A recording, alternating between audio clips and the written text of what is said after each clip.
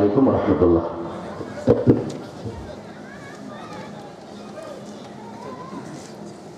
আসসালামু আলাইকুম ওয়া রাহমাতুল্লাহ।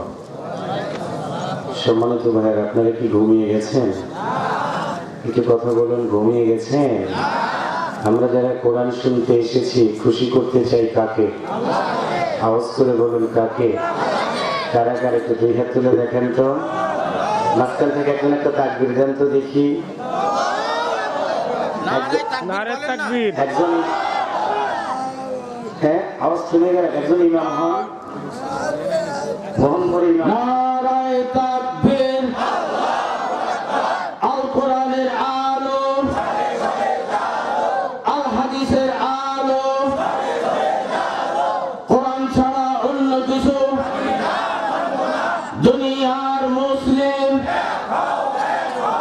আসসালামু আলাইকুম। মাশাআল্লাহ, সবাই একটু মারহাবা বলেন তো। না, মোহনপুরের মানুষ মনে হয় কালায় রুটি খায় না। আম তৈরি হয় আল্লাহ তাআলার গাছে নিয়ামত দিয়েছে, আপনারা মনে খাঁটি আম খান না, বিক্রি করেন খালি। আওয়াজ শুনে মনে হচ্ছে এরকম। সবাই একটু আরেকবার আওয়াজ করে বলুন তো মারহাবা। আমি একটু কষ্ট দিব, সময় হচ্ছে 10 সেকেন্ড। আল্লাহকে যারা খুশি করতে চান, যার সামনে যতটুকু জায়গা আছে একটু আগাবেন। আর যারা সুপার গুলোর মতো লেগে গেছেন মাটির সাথে, তারা তো আর নড়তে পারবেন না। আল্লাহ দেখো আগায় না কারা, নড়ে না কারা। আল্লাহ যারা আগাবে আমি তাদের জন্য দোয়া করবো, আল্লাহ তাদেরকে জান্নাতের ভিতরে যেন একটু বড় ঘর করে দেয়। সবাই একটু আমিন বলেন। আগান আর একটু নড়াচড়া করে বসেন। পিছনে আমরা ফাঁকা রাখবো, পিছনে ফাঁকা রাখবো, সামনে মেকআপ করে বসবো।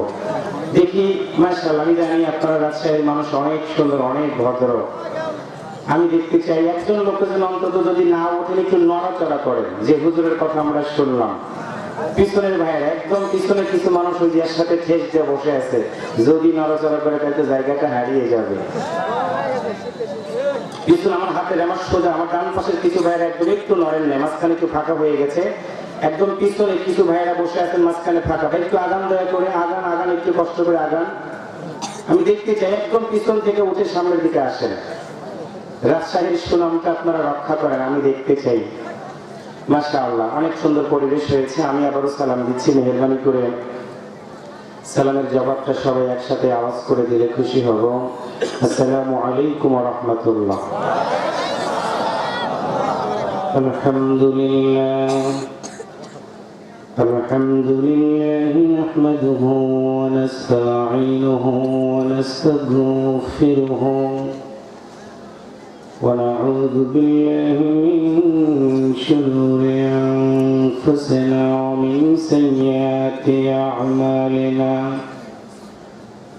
من يهده الله فلا مضل له ومن يضلله فلا هادي له وأشهد أن لا إله إلا الله وحده لا شريك له وأشهد أن سيدنا وحبيبنا ومولانا محمدا عبده ورسوله صلى الله عليه وسلم الذي أرسله بالحق بشيرا ونذيرا وداعيا إلى الله بإذنه وسراجا منيرا. أما بعد فقد قال الله تعالى في كلامه المجيد وفرقانه الحميد.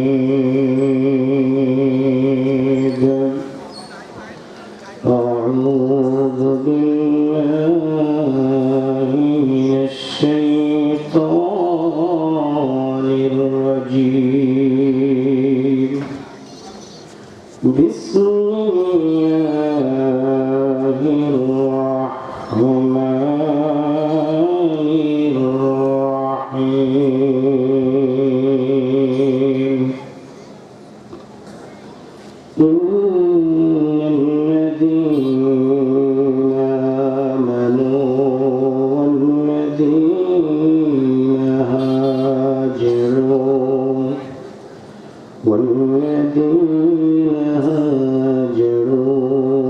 جاهدوا في سبيل الله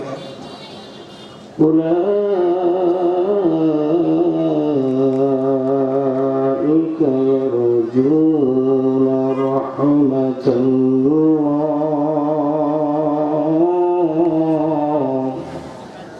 والله غفور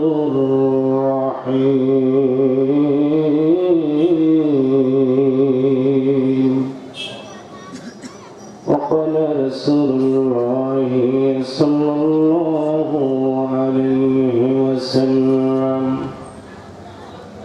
خيركم من تعلم القرآن وعلمه. وقال رسول الله صلى الله عليه وسلم بلغوا عني ولو آية.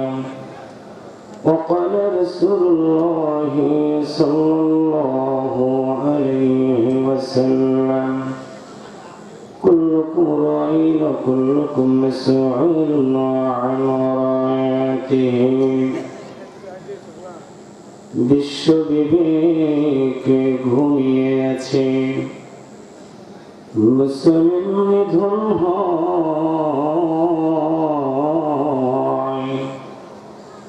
ইহুদি খ্রিস্টানেরা মিছিল করে বলে এটা নাকি তাদের বিজয়। ফিলিস্তিনে মুসলিম মারে আরাকানে মায়, আর কত কাল থাকবা ঘুমায়া, জাগার কি সময় হয় না। যাও গো ভেদাভেদ ভুলে মুসলিম জাতি, সাথে তুলে নাও কোরআন। বাঁচবে যতদিন এই পৃথিবীতে, বাড়বে তোমার সম্মান। যতই করো দুনিয়ার বাহাদুরি বন্ধ তুমি, একদিন যাবে মরে।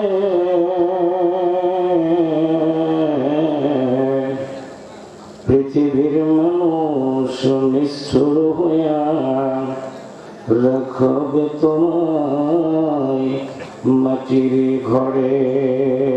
শান্তি যদি পেতে চাও গো বন্ধু তুমি, ওই না জগতে দিন থাকিতে তওবা করে এসো। আল্লাহ নবীর দলে।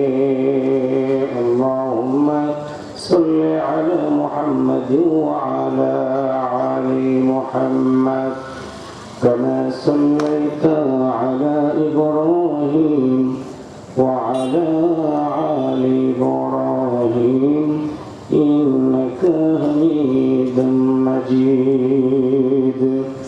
اللهم بارك على محمد وعلى آل محمد كما باركت على إبراهيم وعلى آل إبراهيم إنك حميد مجيد. বাংলাদেশের সুনামধন্য জেলা রাজশাহী, ঐতিহ্যবাহী থানা মোহনপুর, ব্যবসায়ের দিক থেকে অন্যতম একটি জায়গা শ্যামপুর হাট, যুব সমাজ এলাকাবাসী কর্তৃক আয়োজিত 14তম বার্ষিকী 2 দিনব্যাপী তাফসীরুল কোরআন মাহফিলের আজকের এই প্রথম আয়োজনে সম্মানিত শ্রদ্ধাভাজন সভাপতি, হাজারো ছাত্রের ওস্তাদ, প্রখ্যাত আলেমে দ্বীন, বিশিষ্ট ইসলামী চিন্তাবিদ, আমার ওস্তাদ সমতুল্য আলহাজ মাওলানা মুহাম্মদ আবুল কালাম আজাদ হাফিজাহুল্লাহ, বারাকাল্লাহু ফি হায়াতি। আমরা একটু অন্তর থেকে আওয়াজ করে বলি আমিন। আর একটু জোরে বলি আমিন।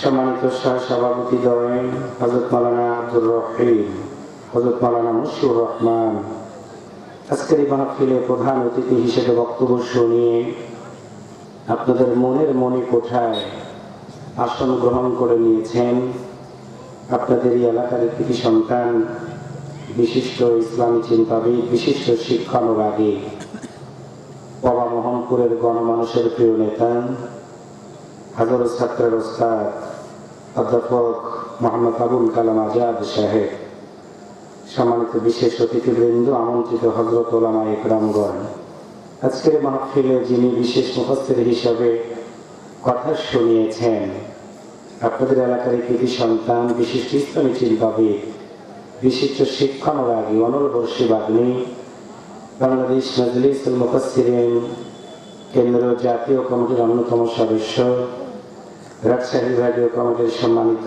সভাপতি, আমার অত্যন্ত শ্রদ্ধার ব্যক্তিত্ব হযরত মাওলানা মুহাম্মদ ইসমাইল আলম আল হাসানি সাহেব, কথা শুনিয়েছেন হযরত মাওলানা আব্দুর রউফ, হযরত মাওলানা আব্দুল মতিন সহ অন্যান্য হযরত ওলামা ইকরামগণ, এই মাহফিল ইন্তেজামিয়া কমিটির সকল সদস্য ভাইয়েরা, শ্রদ্ধা ভাজন মুরুদ্দিয়ান ইকরাম, প্রাণ প্রিয় যুবকেরা, বিভিন্ন রাজনৈতিক দলের নেতৃবৃন্দ, ইসলামী আন্দোলনের বিভিন্ন পর্যায়ের দায়িত্বশীল ভাইয়েরা, অত্র বাজারের ব্যবসায়ী মণ্ডলী, সুপ্রিয় সাংবাদিক বন্ধুগণ, পর্দার আড়ালে সম্মানিত শ্রদ্ধেয়া মা এবং বোনেরা, 2 দিনব্যাপী তাফসীরুল কোরআন মাহফিলের আজকের এই প্রথম রজনীর আলোচনার শুরুতে জানাচ্ছি আপনাদের আন্তরিক অভিনন্দন, মোবারকবাদ।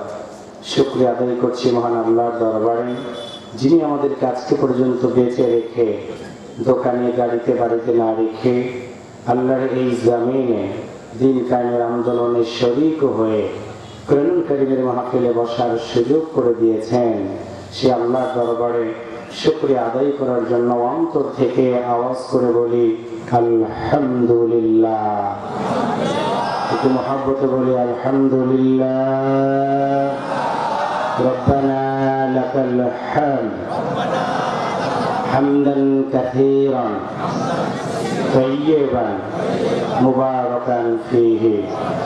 দুরূদ সালাম পেশ করছি প্রিয় নবীর প্রতি, যিনি আমাদের ছিলেন নবী এবং নেতা। একদিকে ছিলেন মসজিদের ইমাম, অন্যদিকে ছিলেন যুদ্ধের সেনাপতি। সুবহানাল্লাহ বলতে ইচ্ছা করে না? ঘুমন্ত মানুষকে যিনি করেছেন জাগ্রত, পথহারা মানুষগুলোকে দিয়েছেন পথের দিশা, জাহান্নামের মানুষগুলোকে কোরআনের দাওয়াত দিয়ে জান্নাতের পথিক বানিয়েছেন।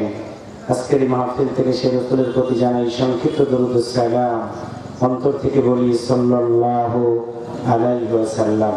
প্রিয় দিনী ভাই সব, কেমন আছেন আপনারা? শুনে মনে হচ্ছে আপনারা খুব ক্ষুধার্ত। তাবারক লাগবে, কিন্তু তাবারক তো নাই। আচ্ছা বলুন তো আলহামদুলিল্লাহ বললে খুশি হয় কে? না, আওয়াজ শুনে খুব কষ্ট পাচ্ছি। রাজশাহীর লোকের আওয়াজটা এরকম না। আওয়াজ করে বলুন তো আলহামদুলিল্লাহ বললে খুশি হয় কে? রাগ করে কে? আল্লাহ রাগ করে? আরে আল্লাহু আকবার, আলহামদুলিল্লাহ এগুলো বললে আল্লাহ খুশি হয়, রাগ করে শয়তান। কিন্তু মুসলিম যারা সামি'না ওয়া আতা'না, এই মানুষগুলো শয়তানের কাছে মাথা নত করে না। কথা বলেন ঠিক না ভাইরা? তাহলে আমি আবারও সুযোগ করে দিচ্ছি, কেমন আছেন আপনারা? আমার কথা একটু জিজ্ঞাসা করবেন না, খুব রাগ হয়ে আছে মনে হয়। আলহামদুলিল্লাহ, আল্লাহ তাআলা আমাকেও ভালো রেখেছে বিধায় আপনাদের মতো সম্মানিত ভাইদের সামনে আল্লাহ তাআলা তার অযোগ্য ছোট্ট গোলামটাকে হাজির করে দিয়েছেন আপনাদের কাছে দোয়া নেওয়ার জন্য। শুরুতে ধন্যবাদ জানাচ্ছি ইন্তেজামিয়া কমিটির সকল সদস্য ভাইদের যারা আয়োজন করলো, আর আপনারা যারা কষ্ট করে তীর্থের কাকের মতো কোরআন শুনতে এখানে এসেছেন, বসেছেন, আপনাদের সবাইকে আন্তরিক ধন্যবাদ জানিয়ে আল্লাহর কোরআন থেকে আমি যদি কিছু কথা বলি আপনাদের খুব কি কষ্ট হবে? একসাথে বলেন, কষ্ট হবে? কোরআনুল কারীমের গুরুত্বপূর্ণ একটি সূরা আল বাকারা থেকে একটি আয়াত তেলাওয়াত করেছি। সূরা আল বাকারা বিশ্বনবী সাল্লাল্লাহু আলাইহি ওয়াসাল্লামের মাদানী জিন্দেগিতে সূরাটি নাযিল হয়।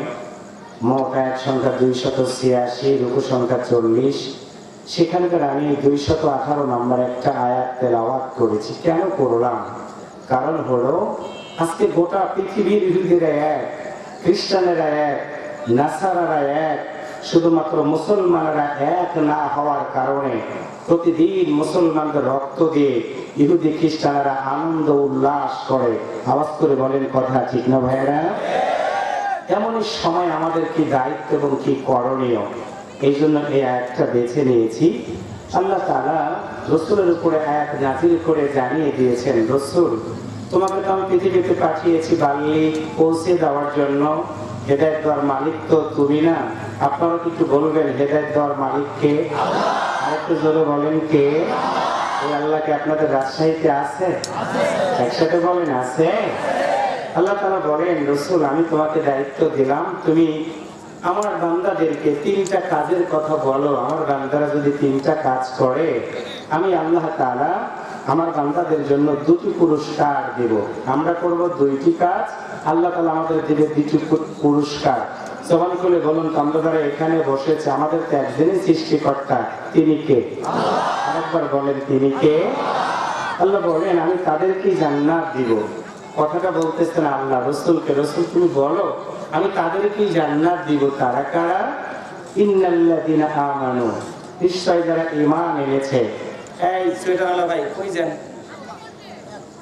1 নম্বরটাও 3 নম্বরে সাফ হয় না। আমি আপনাদের কষ্ট দেব না, আমি একটু ব্যতিক্রম মানুষ, একটু সহযোগিতা আমাকে করবেন। I respectful my dear brothers, look at me, look at the lecture please.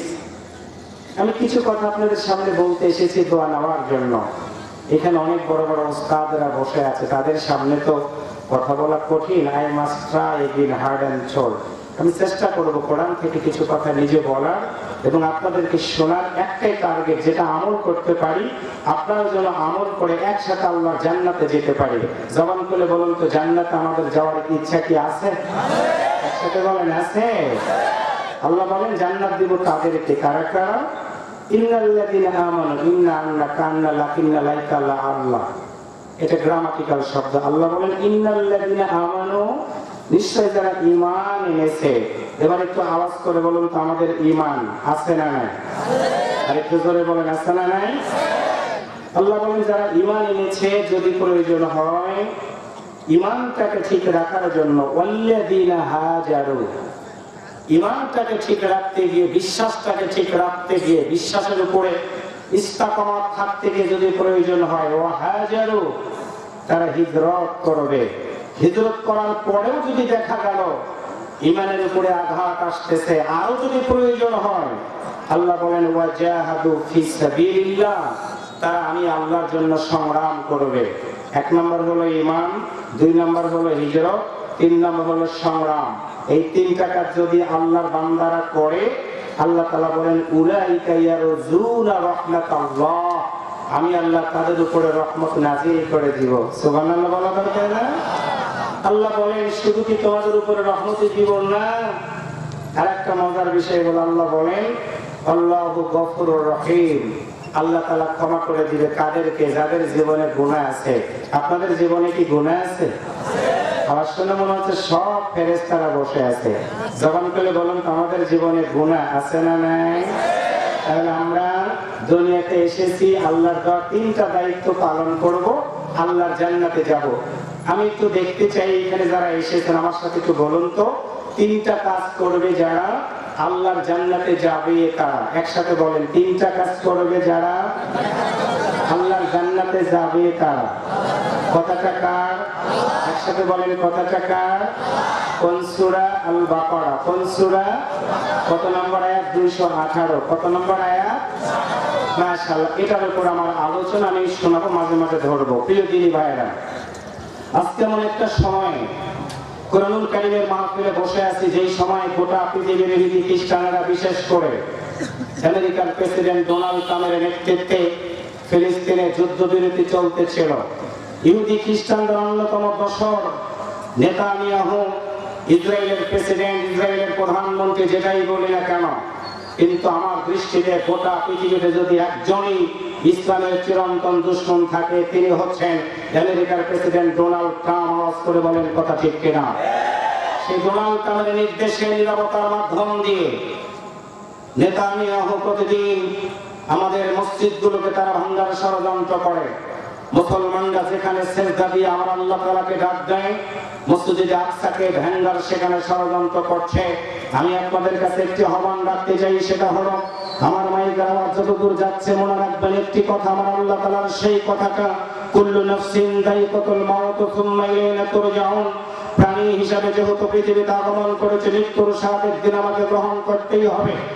মৃত্যুবরণ করার পরে মসজিদের পালকিটা আসবে আমার বাড়িতে, সাদা কাফন পরে কবর জগৎ আমাকে রেখে দেওয়ার সময় পৃথিবীর কোন নেতা দার্শনিক বৈজ্ঞানিকের নামকরণ করা হবে না, একমাত্র বিশ্বনবীর নামেই যদি আমাদের মুসলমানদেরকে কবরের ভিতরে রেখে দিয়ে আসা হয়, গোটা পৃথিবীর ইহুদি খ্রিস্টানরা একত্রিত হয়ে গোটা পৃথিবীর মুসলমানদেরকে মারার ষড়যন্ত্র করছে, মসজিদগুলোকে তারা ভেঙে তছনছ করে দিচ্ছে।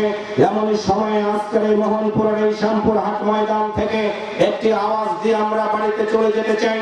জন্মগ্রহণ করেছে এক একটা পিতার ওরসে, কিন্তু এমন কোন মুসলমান নেই যাদের বাড়িতে এই আল্লাহর কোরআন নাই, এমন কোন মুসলমান নেই যারা প্রত্যেক দিন 5 ওয়াক্ত সালাত মসজিদে যাওয়ার জন্য চেষ্টা করে না, এমন কোন মুসলমান নেই যারা রমজান মাসে রোজা রাখে না। তাহলে আমরা যদি রমজান মাসে রোজা রাখতে পারি, আমরা যদি 5 ওয়াক্ত সালাত আদায় করতে পারি, তাহলে আজকের এই মাহফিল থেকে একটাই আওয়াজ, একটাই সিদ্ধান্ত নেব, মানবরচিত আইনগুলোকে পদদলিত করে আল্লাহর এই জমিনে কোরআন কেন্দ্রিক সমাজ ব্যবস্থা কায়েম করার জন্য প্রাণপণ চেষ্টা করব। এই কথাগুলো বলতে গিয়ে, কাজগুলো করতে গিয়ে ডোনাল্ড ট্রাম্পের সামনে যদি দাঁড়াতে হয়, নেতানিয়াহুর জালিমদের সামনে যদি দাঁড়াতে হয়, প্রয়োজন যদি হয় জীবনের সকল রক্তটুকু আমরা ঢেলে দিব।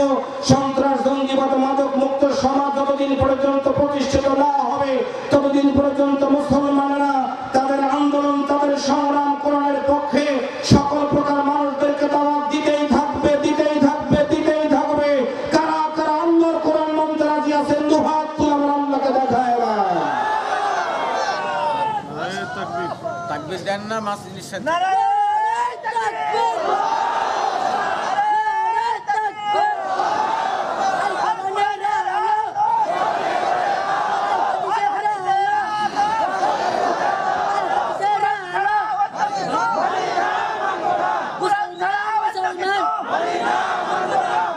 হাত নামান। এই যে আমরা দুইটা হাত তুলে একটু আল্লাহু আকবার বললাম, এই হাত দুইটা সাক্ষ্য হয়ে গেল। আল্লাহ তাআলা ইচ্ছা করলে এই হাতের সাক্ষ্যের কারণে মাফ করে দিতে পারে। কথা বলেন ঠিক না ভাইরা? আজকে মিথ্যা সাক্ষ্য দিয়ে মানুষকে অন্যায় করা হয়, কষ্ট দেওয়া হয়। মাদানী জিন্দেগিতে রাসূলের উপরে সূরাটি নাযিল হয়। আল্লাহ রাসূল, আল্লাহর আইন, সৎ লোকের শাসন, শোষণ মুক্ত একটি সমাজ গঠন করতে পেরেছিলেন তখন, মদিনার রাষ্ট্রপতি হয়েছিলেন যখন।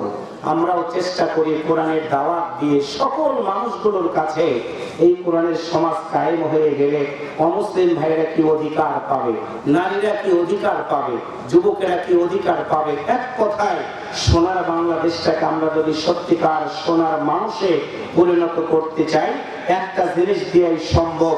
আওয়াজ করে বলুন, তার নাম কি? একটু করে বলেন, তার নাম কি? এই কোরআনটাকে আপনাদের এলাকাতে আছে? একসাথে বলেন, আছে? সেই কোরআন থেকে আমি আলোচনা শোনাবো, আপনাদেরকে একটু কষ্ট দেব, 2টা মিনিট। একটা লোক দাঁড়াবেন না, মেহেরবানি করে আমাকে সহযোগিতা করবেন। এই প্রোগ্রামটার জন্য আমি লম্বা সময় কথা বলতে পারবো না, আমি 2টা মিনিট আপনাদের কাছে একটু চেয়ে নিলাম। Please give me 2 minutes time. স্বেচ্ছাসেবক যারা আছেন, এই মাহফিলের আয়োজন করতে গিয়ে অনেক অর্থনৈতিক খরচ হয়ে গেছে। 2 মিনিট সময়, মায়েদের কাছে মায়েরা দাঁড়াবে, বোনদের কাছে বোনরা দাঁড়াবে, ভাইদের কাছে ভাইরা দাঁড়ায়, রুমাল অথবা ব্যাগ নিয়ে যাবে, যা আছে আল্লাহর রাস্তে এই 2 মিনিটের ভিতরে 10 টাকা, 20 টাকা, 1000, 2000, 5000 যা আছে একটু সহযোগিতার হাতটা বাড়াবে। এরপর আমি আমার আলোচনার দিকে ফিরে যাব। আবার ব্যাগগুলো কালেকশন করে যেন বাড়ির দিকে নিয়ে না যায়।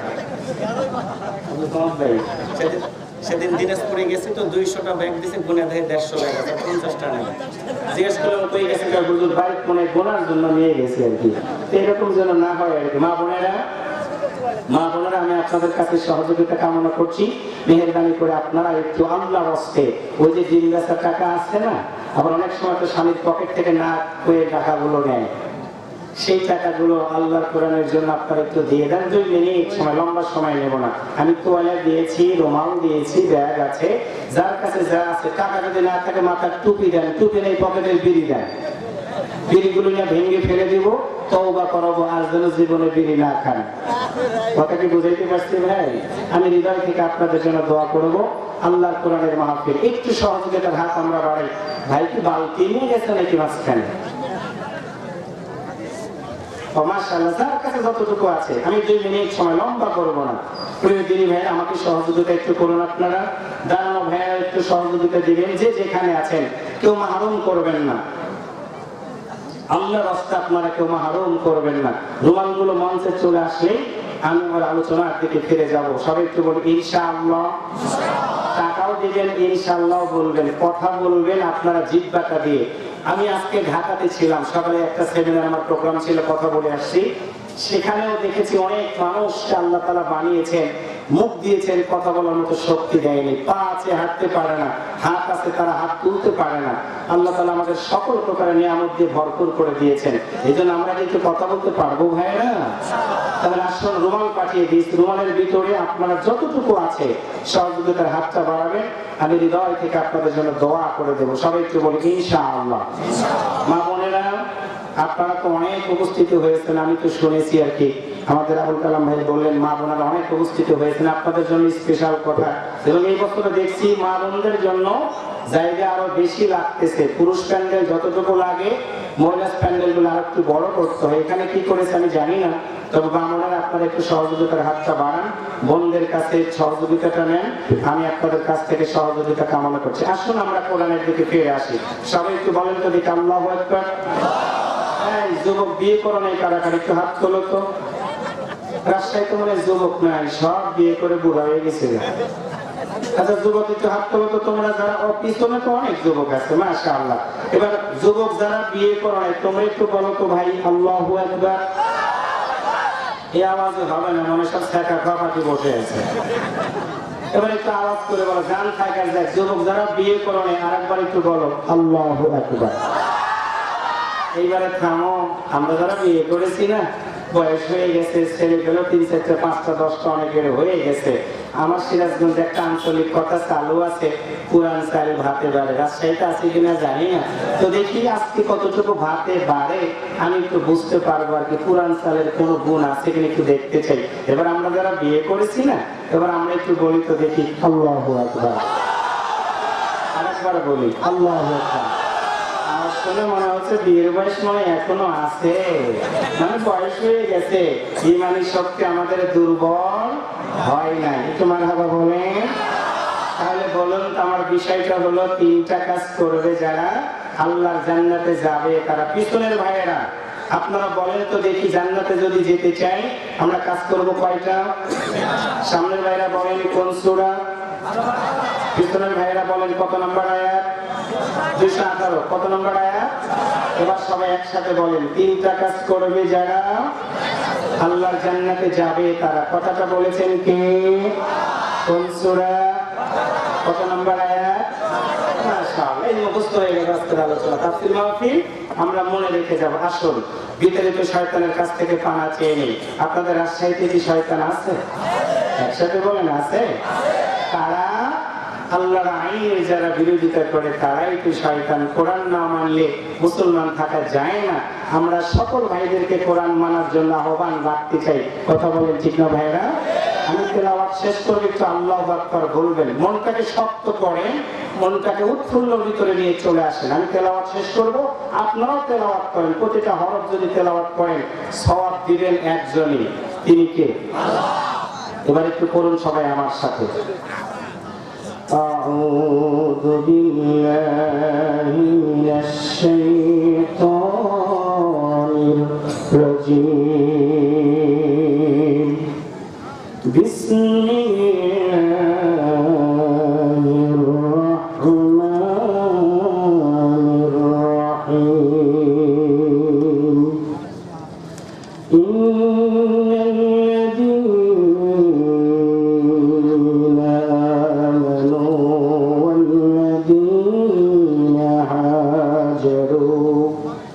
والذين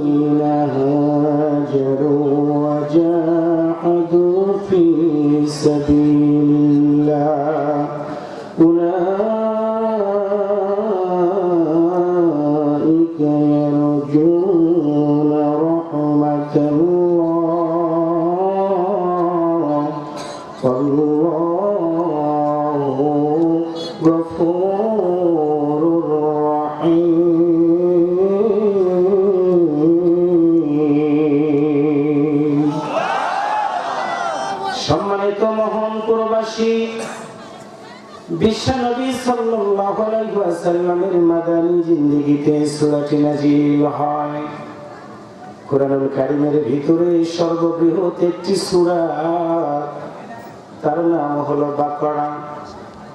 আমার দ্বীনি ভাইরা, বিশ্বনবী ১৫০০ বছর আগে পৃথিবীতে আগমন করলেন। যে সময়টাকে বলা হতো আইয়ামে জাহিলিয়াতের যুগ, অন্ধকারের যুগ। ঐতিহাসিকগণ বলেছেন অন্ধকার বলা হয়েছে দুইটা কারণে। একটা হলো কোন মায়ের পেটের ভিতর থেকে যখন কন্যা সন্তান দুনিয়াতে আসতো, কন্যা সন্তানগুলোকে জীবন্ত গলা টিপে হত্যা করে ফেলে দিত এই সমাজের নেতারা। আপনাদের কাছে জানতে চাই, বলেন তো ছেলে এবং মেয়ে দেওয়ার মালিককে? দুই নম্বর অন্যায় করতো তারা, রাহাজানি ডাকাতি চিন্তায় জোর যার মূল্যকার, লাত মানাত উজ্জার পূজা করতো তারা, খুন খারাপি করতো তারা। এমন একটি সময় যখন হয়ে গেল, আজ থেকে ১৫০০ বছর আগে আমার আল্লাহ ওই মানুষগুলোকে সভ্যতার শিখরে পৌঁছানোর জন্য ৫৭০ খ্রিস্টাব্দে আমিনার গর্ভের মাধ্যম দিয়ে দুজাহানের মহাজন বিশ্ব নবীকে আমার আল্লাহ পৃথিবীর বুকে পাঠিয়ে দিয়ে দিলেন। আল্লাহ নবী পৃথিবীতে আগমন করলেন ৫৭০ খ্রিস্টাব্দে। ৬ বছর বয়সে মাকে হারিয়ে ফেললেন। ৮ বছর বয়সে দাদা আব্দুল মুত্তালিবকে তিনি হারিয়ে ফেললেন। কে নিবে তার দায়িত্ব? চাচা আবু তালেব দায়িত্ব নিয়ে বললেন, ভাতিজারে তুমি চিন্তা করবে না, তোমার দায়িত্বটা আমি নিয়ে নিলাম। আমার তিনি ভাইরা, আল্লাহ নবী যুবকদেরকে ডাক দিলেন, হিলকুল ফুজুল সামাজিক সংগঠন তৈরি করলেন। যুবকদেরকে বললেন, অন্যায় করবা না, রাহাজানি করবা না, খারাপ কোনো কাজ করবা না। যুবকরা নবীর কথা শুনলো কিন্তু মানলো না। বয়স হয়ে গেল ২৫ বছর। খাদিজা রাদিয়াল্লাহু তাআলা আনহার সাথে বিবাহ বন্ধনে আবদ্ধ হয়ে গেলেন দরদের নবী। মনের ভিতরে বড় আশা, সমাজের বুকে তিনি শান্তি প্রতিষ্ঠিত করতে চান কিন্তু পারেন না। দিন যায়, রাত যায়, মাস যায়, বছর যায়। নবীর বয়স হয়ে গেল ৪০ বছর। হেরা পর্বতের গুহায় গিয়ে ধ্যানমগ্ন অবস্থায় মালিকের দরবারে চোখের পানি ছেড়ে দিয়ে কাঁদে। আল্লাহ বলেন, বন্ধুরে তুমি কাঁদবা না, কাঁদবা না। বয়স হয়ে গেছে তোমার ৪০ বছর, তোমার জানাই দিয়ে দিলাম আমি আল্লাহ অনেক নবীকে পৃথিবীর বুকে পাঠিয়ে দিয়েছি তুমি আসার আগে।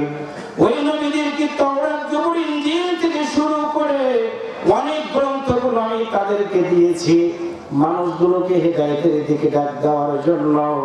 বন্ধুরে তুমি চিন্তা করবা না, তোমার মতো মুহাম্মাদের উপরে আমি আল্লাহ কোরআনুল কারীমের সূরা আলাকের প্রথম ৫টা আয়াত নাযিল করে দিলাম। কারণ হলো তুমি জেনে রেখো, এমন একটা গ্রন্থ তোমারে দিয়ে দিলাম পৃথিবীর শুরু থেকে শেষ পর্যন্ত সকল নবী রাসূলের খবর, পৃথিবীতে কি হয়েছে এবং কি হবে সকল খবর জানতে পারবা তুমি একটা মাত্র গ্রন্থের মাধ্যম দিয়ে। তার নাম হলো আল কোরআন। মারহাবা বলেন। জিবরাইল আমিন এসে রাসূলকে বললেন, এই কোরআন ইসমি রাব্বিকাল্লাযী খালাক। রাজশাহীর ভাইয়েরা, নবীর উপরে প্রথম কিন্তু নামাজের আয়াত নাযিল হয় নাই, রোজার আয়াত নাযিল হয় নাই, যাকাতের আয়াত নাযিল হয় নাই। আয়াত নাযিল হয়ে গেল এই কোরআন পড়ো। কেন পড়বা? পড়লে জ্ঞান হবে। জ্ঞান হলো দুই প্রকার, একটা হলো ভালো জ্ঞান আর একটা হলো খারাপ জ্ঞান। নবী আমার কোরআন পেয়ে গেল, আপনাদেরকে পায়ে ধরে বলে গেলাম ৪০ বছর পর্যন্ত আল্লাহর নবীর কিন্তু একটাও শত্রু ছিল না। ৪০ বছর বয়স পর্যন্ত আল্লাহর নবীকে আরবের লোকেরা আল আমিন বলে জানতো, তারা as-সাদিক বলে জানতো তারা।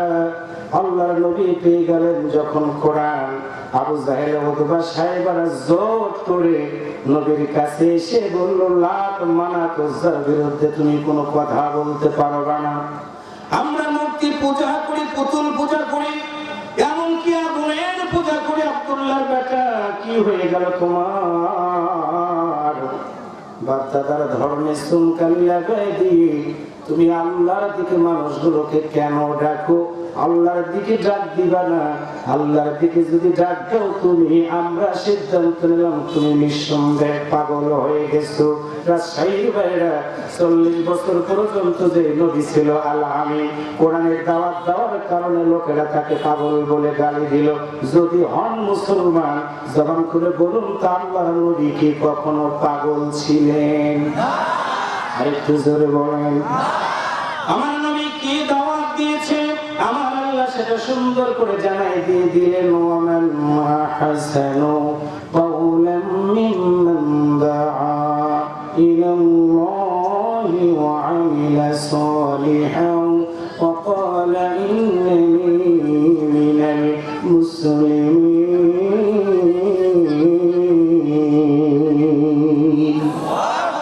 কি সুন্দর কথা রাসূল বলো। ওই ব্যক্তির কথা আছে আর কার কথা উত্তম হবে, সুন্দর হবে, ভালো হবে?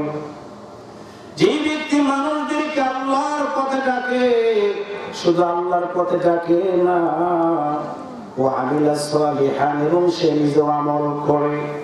আল্লাহর বান্দা রাসূলকে আল্লাহ জানাই দিলেন শুধু আমল করে না, আর একটা ঘোষণা দিয়ে বলে ওয়াকালা ইন্নানি মিনাল মুসলিমিন, আমি একজন মুসলমান। এখানেই হলো সমস্যা। বাংলাদেশের মানুষগুলো মুসলমানের সংজ্ঞাটা ঠিক মতো জানে না। বাংলাদেশের মানুষ মনে করে মুসলমান যে যত বড়, পাগড়ি যারা যত বড় সে তত বড় মুসলমান, দাড়ি যত বড়, টুপি যত বড়, জুব্বা যত বড় সেই ব্যক্তি মনে হয় তত বড় মুসলমান। কিন্তু আমার আল্লাহ মুসলমানের সংজ্ঞা সুন্দর করে জানাই দিয়ে দিলেন। ইয়া আইয়ুহাল্লাযীনা আমানুত্তাকুল্লাহা হাক্কা তুকাতিহি ওয়া লা তামুতুন্না ইল্লা ওয়া আনতুম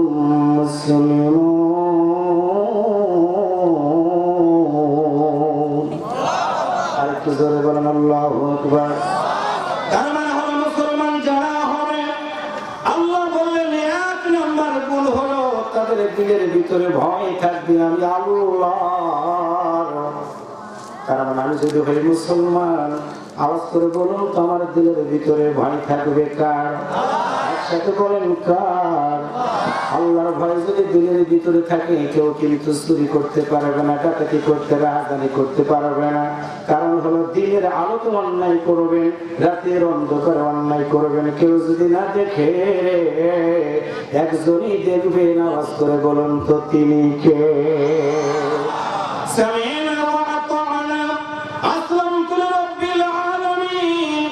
আল্লাহর কথা শুনবো, মানবো। ইন্না সলাতি ওয়া নুসুকি ওয়া মাহইয়া ওয়া মামাতি লিল্লাহি রাব্বিল আলামিন। ঈমানদার তো তারা, মুসলমান তো তারা যারা বলবে নিশ্চয় আমার সালাত, আমার হায়াত, আমার মওত, আমার কুরবানি পৃথিবীর কোন মানুষের জন্য না, যা কিছু হবে আওয়াজ করে বলুন তো কার জন্য? আরেকটু জোরে বলেন। আমার দিনী ভাই আল্লাহর নবীকে পাগল বলে গালি দেওয়া হলো। আমার আল্লাহ ডাক দিয়ে বলে বন্ধুরে, কোরআনের দাওয়াত দেওয়ার কারণে তোমার পাগল বলে গালি দেওয়া হলো, মন খারাপ করবা না। আল্লাহ আয়াত নাযিল করে সান্ত্বনা দিয়ে বললেন ওয়া মা সাহিবুকুম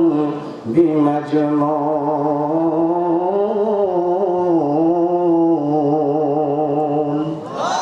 তার মানে হলো কোরআনের দিকে যখন মানুষগুলোকে কোরআন দিয়ে ডাক দিবেন, আপনারই ভাই, আপনারই চাচা, আপনারই ভাতিজা, কোরআনের দিকে যখন আপনি সুন্দর করে ডাক দিবেন, উদউ ইলা সাবিলি রাব্বিকা বিল হিকমাতি ওয়াল মাউইজাতিল হাসানা, যখনই কোরআনের দিকে ডাক দিবেন, মানবরচিত আইনের বিরুদ্ধে আপনি যখনই কথা বলবেন, আল্লাহর নবীকে যেমন পাগল বলে গালি দিয়েছে, চোখ দিয়ে তাকান, কান দিয়ে শোনেন, বিবেক দিয়ে চিন্তা করে বলেন তো এখনো কোরআন ওয়ালাদেরকে পাগল বলে গালি দেওয়ার মানুষ আছে না? না। রাসূল বলেন আল্লাহ পাগল বলে গালি দিল, মন খারাপ আমি করলাম না। আবু জাহেল বলল আব্দুল্লাহর ব্যাপার তোমাকে জানাই দিলাম, কোরআনের দাওয়াত দিবা না, যা খুশি তাই তুমি করো। কোরআনের পথে যদি মানুষগুলোকে দাওয়াত দাও, লাখ মানা পূজার পূজাকে কেউ করবে না, দলে দলে তোমার দিকে মানুষগুলো আসতে আছে। আব্দুল্লাহর বেটা বুঝতে পেরেছি, কোরআনের দিকে তুমি যদি মানুষগুলোকে দাওয়াত দাও, 2 নাম্বার অভিযোগ দিলাম, তোমার চরিত্র মনে হয় খারাপ হয়ে গেছে। একটু জবান খুলে আওয়াজ করে বলুন তো, আমার নবীর চরিত্র কি খারাপ ছিল? একসাথে বলেন। আজকের অনুষ্ঠানের প্রধান অতিথি আবুল কালাম ভাই, তিনি বিধান পরিষদের চেয়ারম্যান, অনেক লোকের তিনি কিন্তু চরিত্রের সার্টিফিকেট দেয়। বুঝবেন ভালো করে, দুনিয়ার মানুষ। আজকের মাহফিলের সভাপতি আবুল কালাম আজাদ ভাই, তিনি উপজেলার ভাইস চেয়ারম্যান ছিলেন। আমার দিনী ভাইরা, তিনি অনেক মানুষের চরিত্রের সার্টিফিকেট দিয়েছেন, তিনি লিখে। কিন্তু আমার দরদের নবীকে সার্টিফিকেট দুনিয়ার কোন মানুষ দেয় নাই। জবান খুলে বলুন তো, আমার নবীর চরিত্রের সার্টিফিকেট দিয়েছেন যিনি, তিনি কে? ওয়া ইন্নাকা লাআলা খুলুকিন আযীম।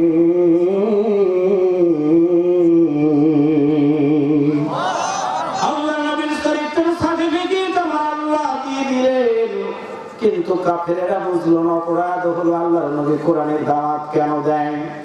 3 নম্বর অভিযোগ দায়ের করে বলল, আব্দুল্লাহর বেটা, কোরআনের দাওয়াত তুমি যদি দাও, বুঝতে পারলাম তোমার কারণে সমাজের বুকে অশান্তি তৈরি হচ্ছে, তুমি হলো সমাজের বুকে বিশৃঙ্খলা তৈরিকারী একজন মানুষ।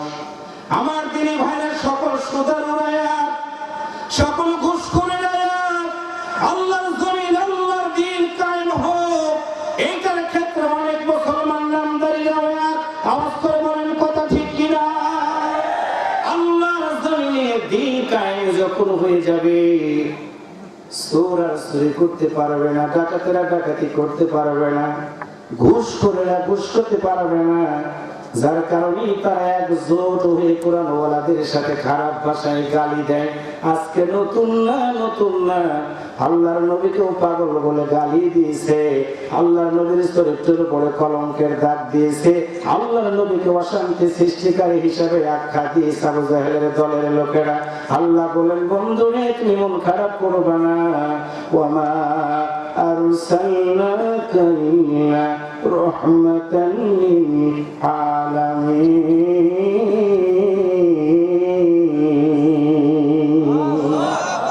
আরেকটু জোরে বলা যায় না?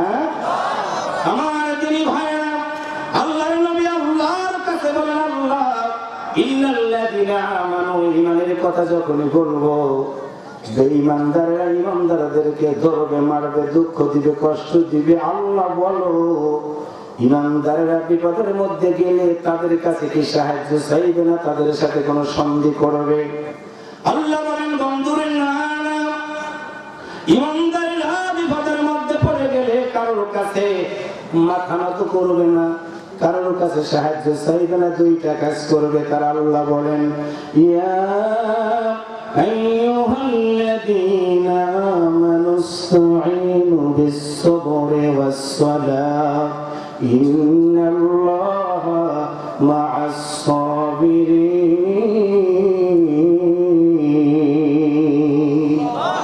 রাসূল বলেন, আল্লাহ ঈমানের পরীক্ষার মধ্যে পড়ে গেল, নামাজের মাধ্যমে সাহায্য চাইলে ধৈর্য ধারণ করলো তারা, কিন্তু কোরআন পড়িতে একজোট হয়ে তাদের বিরুদ্ধে মিথ্যা মামলা করলো, কোরআনওয়ালাদের বিরুদ্ধে মিথ্যা রায় দিয়ে দলীয় থেকে বিদায় করার ষড়যন্ত্র করলো। আল্লাহ তোমার কাছে জানতে চাই, তুমি কি বলবা না? ঈমানদার যারা হয়েছে, দ্বীনের জন্য, কোরআনের জন্য যারা জীবন দিবে, তারা কি শুধু মরে গেল, মৃত্যু হয়ে গেল, না তাদের কোনো মর্যাদা আছে?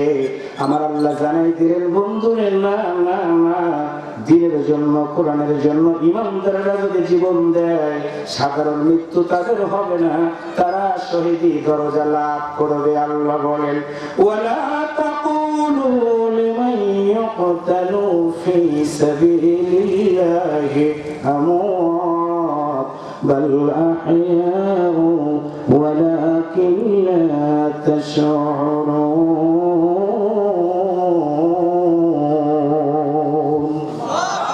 আর কত রক্ত ঝরবে কত মানুষ মরবে, আর কত রক্ত ঝরবে, আর কত মানুষ মরবে। কখনো কি আর সোনালি জামানা, কখনো কি আর সোনালি জামানা, ওমরের যুগ ফিরে আসবে, শান্তির দিন ফিরে আসবে, আর কত রক্ত ঝরবে, আর কত মানুষ মরবে। কেন এত বিধবা হলো যে নারী, কি পাপে মায়ের বুক হলো যে খালি, কেন এত বিধবা হলো যে নারী, কি পাপে মায়ের বুক হলো যে খালি। না জানি কত কাল স্বজন হারানো জল, না জানি কত কাল স্বজন হারানো জল, নির্বাক জবানে কাঁদবে ওরা, নির্বাক জবানে কাঁদবে, আর কত রক্ত ঝরবে, আর কত মানুষ মরবে।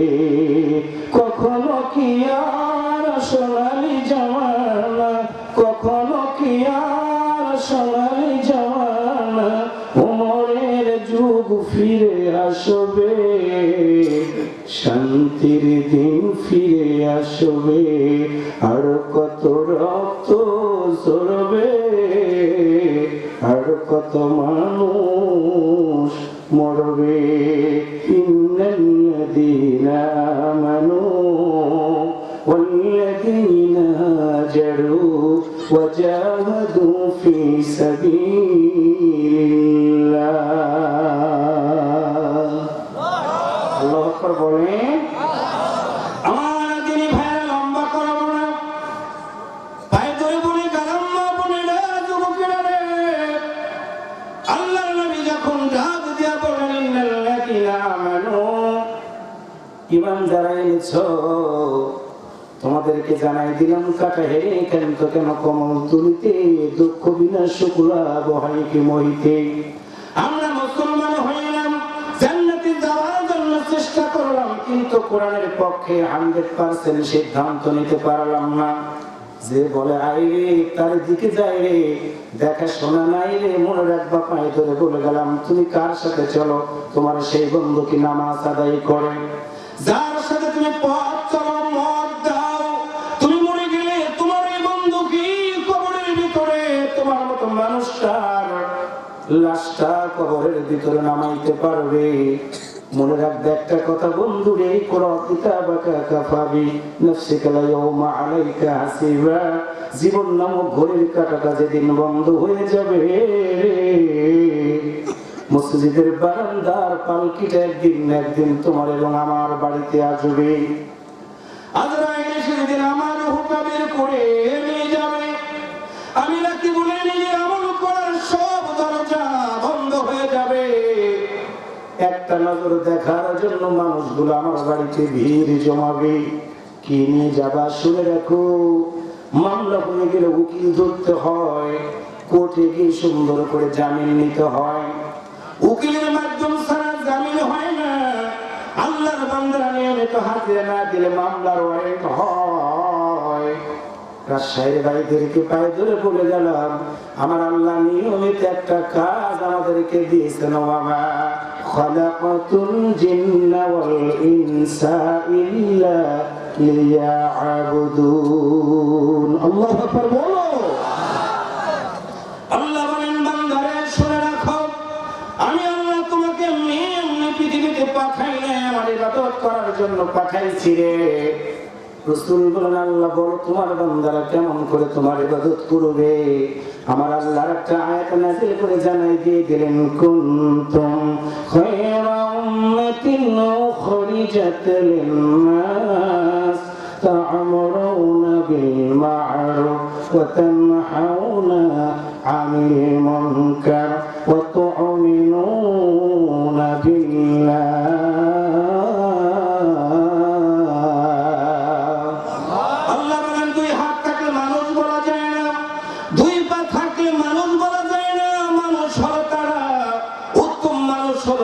পৃথিবীতে যাওয়ার পরে দুইটা কাজ করবে যারা। এক নম্বর হলো তা'মুরুনা বিল মারুফ, সৎ কাজের আদেশ দিবে, ওয়া তানহাউনা আনিল মুনকার, সৎ কাজ থেকে মানুষগুলোকে বিরত রাখবে। আপনারা আওয়াজ করে বলুন তো, এই যে তাফসীর মাহফিলের আয়োজন করেছে, এই কাজটা কি ভালো না খারাপ? যারা কথা বলেন নয় তারা মনে করবো ওই গ্রুপের লোক। আওয়াজ করে বলুন তো, তাফসীর মাহফিল ভালো না খারাপ? যাত্রা লাগায় যারা, জুয়া লাগায় যারা, আপনারা বলেন তো যাত্রা ভালো না খারাপ? তার মানে পরিষ্কার আয়াত আল্লাহ দিয়ে দিলেন, যদি মানুষ হন, যদি মুসলমান হন, 100% ভালো কাজের সাথে আপনাকে শরীর থাকাই লাগবে। নামের আগে যদি মোহাম্মদ থাকে রে ভাই, আপনি যাত্রা লাগাইতে পারবেন না, জুয়া লাগাইতে পারবেন না, মদ খেতে পারবেন না, গাঁজা খেতে পারবেন না। এমনকি যদি মুসলমান হন, কোরআন বিরোধী কোন মানুষকে 100% বন্ধু বানাইতে পারবেন না। ইমানদারেরা একমাত্র বন্ধু বানায় আল্লাহকে। আওয়াজ করে বলুন কাকে? আল্লাহু ওয়ালিয়ুল লাযীনা আমানু ইখরিজুহুম মিনাজ-জুলুমাতি ইলান-নূর।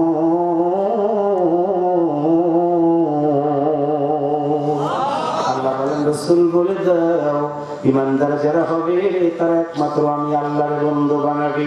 রাজশাহীর বাইরে আল্লাহর কেন বন্ধু বানাবেন না? ওই আল্লাহ তো আপনাকে দুইটা চোখ দিল, দুইটা কান দিল, দুইটা হাত দিলেন, দুইটা পা দিলেন।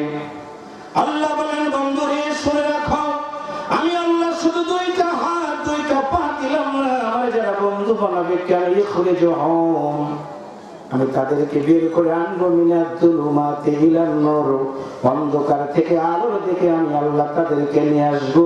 অন্ধকার মানে হলো তাগুত শক্তি, তাগুত শক্তি মানে হলো কোরআন বিরোধী, আল্লাহ বিরোধী। এবার চোখ দিয়ে তাকান, কান দিয়ে শোনেন, জবান খুলে বলুন তো, আল্লাহ বিরোধী লোক গোটা পৃথিবীতে আছে না নাই? সোনার বাংলাদেশে আছে না নাই? আমরা যতদিন বাঁচবো আইন মেনে চলবো কার? আর একটু জোরে বলেন কার? আল্লাহর বান্দা, আল্লাহর নবী যখনই বললেন ইন্নাল্লাযীনা আমানু, ঈমানদার যারা হয়েছে রে, প্রয়োজন যদি হয় আল্লাযীনা হাজারু, হিজরত করা লাগবে। আমার দিনী ভাইরা কলিজাটা ফেটে যায়। আকাশের নিচে জমিনের উপরে আল্লাহর নবীর চেয়ে দামি কিন্তু কোন ব্যক্তি পৃথিবীতে নাই। একটু আল্লাহু আকবার জোরে বলেন, আর একটু জোরে বলেন। ওই নবীর গায়ে আঘাত করা হয়েছিল। আল্লাহর নবীকে 3টা বছর শিয়াবে আবি তালিবে জেলখানার ভিতরে বন্দী করে রাখা হয়েছিল শুধুমাত্র এই কোরআনের দাওয়াত দেওয়ার কারণে। আল্লাহর নবীর মতো মহামানবকে মামলা দিয়া, দুঃখ দিয়া, কষ্ট দিয়া আল্লাহর নবীকে দুনিয়ার জমিন থেকে বিদায় করার ষড়যন্ত্র করা হয়েছিল। তখন ষড়যন্ত্র করেছিল আবু জাহেল, উতবা সাহেবারা। এখন না নাম আবু জাহেল নাই, উতবা নাই, সাহেবা নাই। এবার মুসলমানের মতো আওয়াজ করে বলুন তো, কোরআনের বিরুদ্ধে অবস্থান নেওয়ার মতো নামদারি মুসলমান আছে না নাই? এই জন্য আমাদের সিদ্ধান্ত নিতে হবে। আল্লাহ তো বলেছেন জান্নাতে তারাই যাবে, ইন্নাল্লাযীনা আমানু ওয়া আমিলুস সালিহাতি লাহুম জান্নাতুন তাজরি মিন তাহতিহাল আনহার। আল্লাহ বলেছেন যারা ঈমান এনেছে, ওয়া আমিলুস সালিহাত, এবং ভালো কাজ যারা করবে আমি আল্লাহ তাদেরকে জান্নাত দিয়ে দিব। এবার মুসলমানের মতো আওয়াজ করে বলুন তো, ওই জান্নাতে যদি যেতে চাই ঈমান আমাদের ঠিক রাখা দরকার আছে না নাই? আর একটু জোরে বলেন, আছে না নাই? একটি কথা আমি আপনাদেরকে পরিষ্কার ভাষায় জানা দিতে চাই, শুনে রাখেন যুবকেরা। রাজশাহী দিন কায়েমের জন্য 3টা জিনিসের দরকার হয়। 1 নম্বর হলো শহীদের রক্ত, 2 নম্বর হলো ধনীদের অর্থ, 3 নম্বর হলো মুরব্বীদের দোয়া। আজকে গোটা পৃথিবীর দিকে তাকায় দেখেন, গোটা পৃথিবীতে মুসলমানদের রক্ত দিয়ে গোটা পৃথিবীর জমিনগুলো লাল হয়ে যাচ্ছে। ফিলিস্তিনের দিকে তাকান, বোমার আঘাতে আমার ভাই, আমার বোন, আমার মা কত বিক্ষত হয়ে যাচ্ছে। হানাদার বাহিনীরা সেইখানে আক্রমণ করছে বন্ধুপ্রতিম দেশ ভারত। আমি যেখানে প্রত্যেক বছরে ওয়াজ করার জন্য 2 মাসের মতো ভারত অবস্থান করে থাকি, ভারতের কাশ্মীরের মুসলমানদেরকে দাঁড়ানোর জায়গা নাই, অসংখ্য হাফেজদেরকে শহীদ করা হচ্ছে, মাদ্রাসাগুলোকে বন্ধ করা হচ্ছে, আলেমদেরকে জেলখানার ভিতরে নিয়ে রিমান্ডের নামকরণ করে তার ভিতরে সুচগুলো ঢুকায় দিয়ে হাজার পরের বাল মুসলমানদের মাথার উপরে রেখে শুধু এতটুকুই ক্ষান্ত হয় নাই, ভারত থেকে মুসলমানদেরকে নাগরিকত্ব বাতিল করার ষড়যন্ত্র করা হচ্ছে। এমনই সময় আজকের এই মাহফিলে বসে আমাদের কি দায়িত্ব? বাংলাদেশে আমরা বসে আমাদের দায়িত্ব একটা, কর্তব্য একটাই, আমরা সকল জায়গায় ভেদাভেদ করতে পারি, কিন্তু একটা জায়গাতে আমরা এক থাকবো, আল্লাহর আইন, সত্যের শাসন, শোষণমুক্ত সমাজ আমরা যদি গঠন করতে পারি, আল্লাহর কসম করে বলি, আল্লাহর এই জমিনে 100% শান্তি ফিরে আসবে। কিন্তু শান্তি ফিরে আসবে এটা চাই না তো তারা যারা চোর, কারণ চোররা চুরি করলে কোরআনের বিধান হলো হাত কেটে দেওয়া। কোন চোর কোনদিন চায় না কোরআনের সমাজ কায়েম হোক। যারা ধর্ষণ করে তারা চায় না কোনদিন ধর্ষণের বিচার হোক। যদি বিচার হতো তাহলে আমার এই দেশের যুবকেরা আজকে ফেসবুক নিয়ে, ইউটিউব নিয়ে ধর্ষণ করে, সেঞ্চুরি পালন করে ইসলামের সাথে খারাপ ব্যবহার করতে পারতো না। আপনাদের কাছে কি একটু আমি আশা করতে পারি, ভাই আল্লাহর এই বিধানটা দিয়ে যদি আমার এই মেম্বারটা চলে, আল্লাহর এই বিধানটা দিয়ে যদি চেয়ারম্যান সাহেব চলে, আল্লাহর এই বিধানটা দিয়ে যদি আপনাদের মোহনপুর থানাটা চলে, আল্লাহর এই বিধানটা দিয়ে যদি পার্লামেন্টটা চলে, তাহলে বলুন তো কেমন হয়? একসাথে বলুন কেমন হয়? তাহলে চাইলেও হবে না। এই জন্য 1 নম্বর শর্ত হলো ইন্নাল্লাযিনা আমানু, বিশ্বাস করবে একমাত্র আল্লাহকে, আল্লাহকে বিশ্বাসও করব, আবার আল্লাহর আইনের বিরুদ্ধেও যাব। এটা মুসলমানরা কি করতে পারে? একসাথে বলেন করতে পারে? আমার দিনী ভাইয়েরা, আল্লাহর নবী আমাদের জান্নাতের জামিনদার, তাই ধরে বলে গেলাম, শুনে রাখো, শুনে রাখো, কার জীবনের জন্য হতে পারে আজকের শেষ মাহফিল। এইখানে যারা এসেছেন, বসেছেন, আমার দিন ভাইরা 14তম বার্ষিকী মাহফিল এইখানে অনুষ্ঠিত হচ্ছে। গত বছর যারা ছিল হয়তো অনেকে আমাদের মাঝ থেকে বিদায় হয়ে গেছে। একটা হৃদয় বিতরক কথা শোনাই দিব রে ভাই, আপনার সন্তানটাকে আজকে যদি কোরআনের নূরে নূরায়িত করতে না পারেন, আল্লাহর কসম করে বলে বাবা হিসাবে আপনি ব্যর্থতার মধ্যে পড়ে যাবেন। আজকে যুব সমাজ ধ্বংস হওয়ার কারণে আমার সিরাজগঞ্জে আপন দাদিকে নাতি মদের 500 টাকা না দেওয়ার কারণে গলা কেটে দাদিকে হত্যা করে ফেলেছে। রাজশাহীর যুবকেরা তোমাদের পায়ে ধরে বলে গেলাম, আজকে তোমার মা তোমার বাবা কামলা বিক্রি করে তোমার মতো সন্তানটাকে স্কুলে পাঠায়, কলেজে পাঠায়, ইউনিভার্সিটিতে পাঠায়, তুমি বন্ধুদের পাল্লায় করে ক্লাস ফাঁকিয়ে দিয়ে মদ খাওয়া শিখে গেলা। কিন্তু তুমি জানো না, তোমার মতো মা তোমার মতো সন্তান যখন গর্ভের ভিতরে ধারণ করে রেখে দিয়েছিল, 3টা মাস প্রথমত তোমার মা একটা বারের জন্য দিনের বেলা রাত্রির বেলা খাবার খেতে পারে না। মেডিকেল সায়েন্সের ভিতরে পড়ে দেখলাম দিনী ভাইয়েরা, একজন মায়ের পেটের ভিতরে যখন আমার আল্লাহ একটা সন্তান দিয়ে দেয়, ওই সন্তানটা যখন রক্তপিণ্ডতে পরিণত হয়ে যায়, এরপরে যখন মাংসপিণ্ডতে পরিণত আমার আল্লাহ করে দেয়, মায়ের খাওয়া বন্ধ হয়ে যায়, শুধু বমি করে আর বমি করে আর বমি করে। স্বামী স্ত্রী একসাথে খেতে বসার সময় হঠাৎ করে খাবারের দুর্গন্ধ আসার কারণে মায়ের খাবারটা কিন্তু খেতে পারে না, বন্ধ করে দিয়ে দেয়। আল্লাহর বান্দারা বুঝবেন হৃদয় দিয়ে, আজকে আমার দেশের যুবকেরা সেই মায়ের সাথে বাবার সাথে দুর্ব্যবহার করা, উস্তাদদের সাথে দুর্ব্যবহার করে।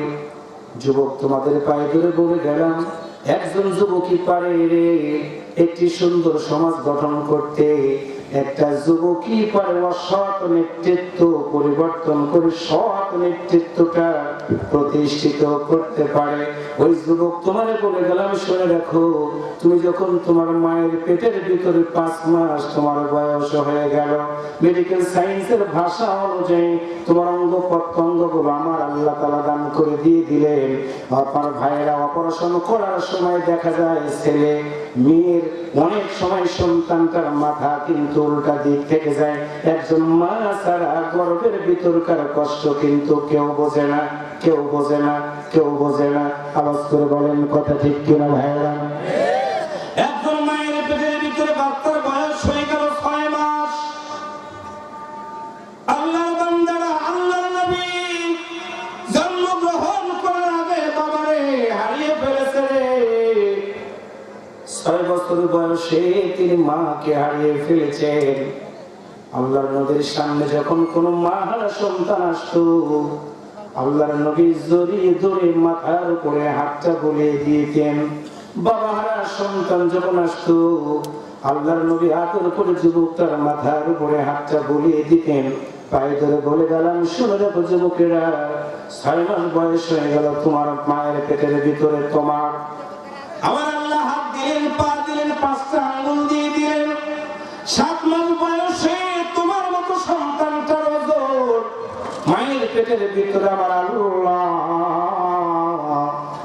1.5 কেজি থেকে 2 কেজি করে দিলেন।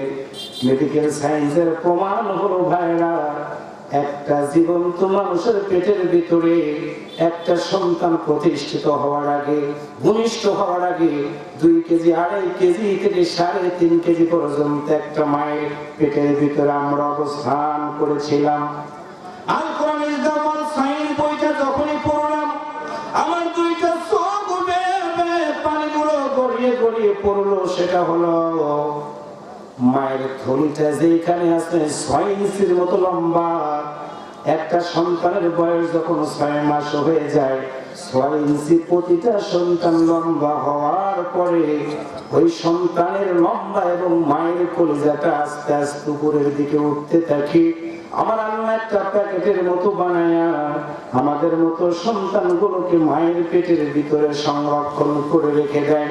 আস্তে আস্তে সন্তান বড় হয়, মায়ের পেটটাও সামনের দিকে বড় হতে থাকে। মেডিকেল সায়েন্স বলে দিয়েছে, মায়ের পেটের ভিতরে সন্তান যত বেশি নড়াচড়া করবে, সন্তান তত বেশি সুস্থ থাকবে। কিন্তু মেডিকেল সায়েন্স এটাও বলে দিয়েছে রে, একটা সন্তান যখন মায়ের পেটের ভিতরে লাথি মারে, অনেক লাথি সহ্য করতে না পেরে মা অনেক সময় জমিনের উপরে জ্ঞানটা হারিয়ে ফেলে দেয়। আমার দিনী ভাইরা পায়ে ধরে বলে গেলাম, শুনে রাখো, সন্তানের বয়স হয়ে গেল 1 মাস। সন্তান হাত দেয়, পা দেয়, নড়াচড়া করে। সন্তানটার বয়স হয়ে গেল 9 মাস। সন্তান পৃথিবীতে আসার সময় হয়ে গেল। স্বামীর কাছে গিয়ে বিবি সুন্দর করে ডাকতে বলে, স্বামী আমার, 4টা বছর হলো তোমার বাড়িতে আমি এসেছি, তোমার কাছে একটা কথা আমি আজকে একান্তে বলবো, তুমি শুনবা কিনা? স্বামী তখন ডাকতে বলে, বিবি রে বলো, কি হয়েছে? হঠাৎ করে তুমি কেন আমার কাছাকাছি এসে এই কথাগুলো বলতেছো? আমার দিনী ভাইরা, ওই স্ত্রী স্বামীর বুকের সাথে এই কল্লাটা লাগায়া স্বামীর মুখের দিকে তাকায় আর পেটের দিকে তাকায়, বলে, স্বামী আমার, তোমার ওরস জাত সন্তান কিন্তু আমার এই পেটের ভিতরে কত রাত গেছে আমি মা একটা বারের জন্য বিছানাতে ঘুমাইতে পারি নাই। আজকে আমার মনে হয় পেটের ব্যথা শুরু হয়ে যাবে, তোমার বংশের প্রদীপ পৃথিবীতে আগমন করবে। কিন্তু তোমার কাছে একটা কথা, সেটা হলো, শুনেছি অনেক মা সন্তান প্রসব করতে গিয়ে দুনিয়া থেকে বিদায় হয়ে যায়। 2টা পা ধরলাম তোমারে, আল্লাহর হস্তে তুমি কি আমারে মাফ করে দিবে কিনা বলো? আল্লাহর হস্তে মাফ করে দিবে কিনা তুমি কি একটু আমাকে বলবা কিনা বলো? আমার আশায় ভাইরা বুঝবেন ভালো করে, আপনি মুসলমান। এমন সময় স্বামী বিবি বুকের সাথে জড়িয়ে ধরে বলে, ও বিবি, না না, আমি বলে দিলাম তুমি কেন দুনিয়া থেকে বিদায় হয়ে যাবা? তোমার জন্য আমি আল্লাহর কাছে নাম ধরে ধরে দোয়া করি, আল্লাহ আমার স্ত্রীর নেক হায়াত দাও, আমার বংশের প্রদীপ, আল্লাহ তুমি একটু ভিক্ষা দাও, ভিক্ষা দাও বিবি রে। টেনশন করবা না, অপেক্ষা করো, তোমার এই সুসংবাদ দিয়ে দিলাম। দুঃখ পেয়েছো, কষ্ট পেয়েছো, তুমি মনে রাখবা ওই সন্তান যখন পৃথিবীতে আসবে তোমাকে বলবে মা, আমাকে বলবে আব্বা। 10 মাসের সকল ব্যথা তুমি একটা মা ডাকের মাধ্যম দিয়ে ভুলে যাবারে বিবি। এটা আল্লাহু আকবার জোরে বলেন, আর একটু জোরে বলেন। আমার যিনি ভাইরা, স্বামীর কাছ থেকে স্ত্রী সুন্দর করে বিদায় নিয়ে বলে, স্বামী আমার মনটা আমার চাইতেছে আমার শ্বশুরের কাছে একটু গিয়ে বিদায়টা নিয়ে আসবো।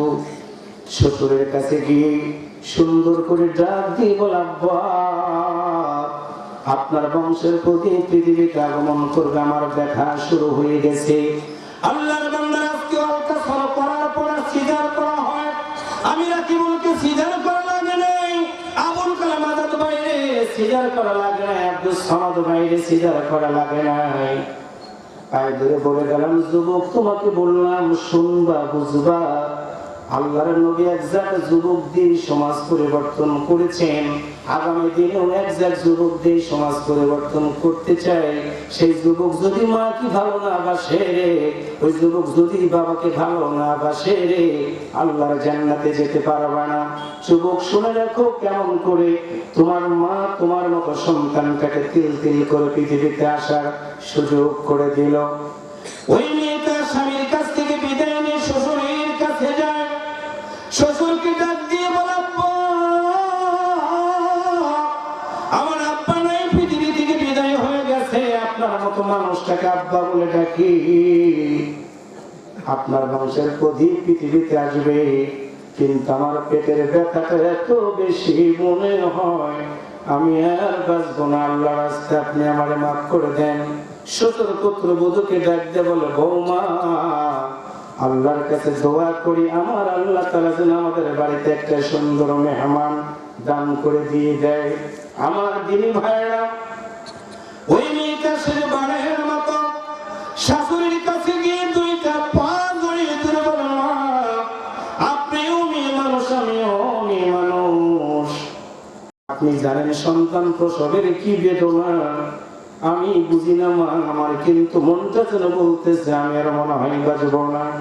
শাশুড়ি পুত্রবধূকে ডাক দিয়ে বলে, মা না না, একটু অপেক্ষা করো, মাতৃত্বের স্বাদ গ্রহণ করতে পারবা, মাতৃত্বের স্বাদ ভোগ করতে পারবা। তখন সন্তান যখন পৃথিবীতে এসে ওম্মা বলে ডাক দিবে, সকল ব্যথা তুমি ভুলে যাবা, একটু অপেক্ষা করো। আমার দিনী ভাই, আমি আমার বোনকে বিয়ে দেওয়ার সময় দেখেছি, আমার বোন বাড়ি থেকে যেদিন বিয়ে হয়ে যাবে আমার আব্বা বোনটার কাছে যায়, আত্মীয় স্বজনদেরকে খাওয়ায়। ওই দিন দেখিস আমার মাও খায় নাই, আমার বাবাও খায় নাই।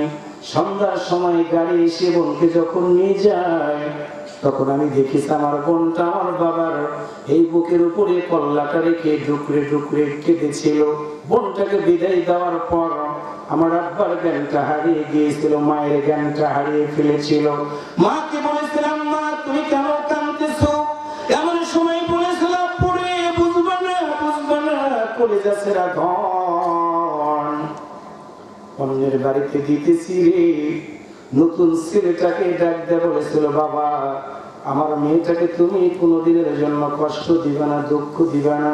এতগুলো কথা বলার কারণ যুবক শুনে রাখো, শুনে রাখো, তোমার মা শুধু কষ্ট করে নাই, দুঃখ পায় নাই, সন্তান প্রসব করার সময় শেষবারের মতো ওই মেয়েটা কিন্তু তার বাবাকে ফোন দিয়ে দোয়া চায় না, বাবার কাছে বিনয় করে সব দুঃখের কথা বলে না, মায়ের কাছে সব দুঃখের কথা বলে না।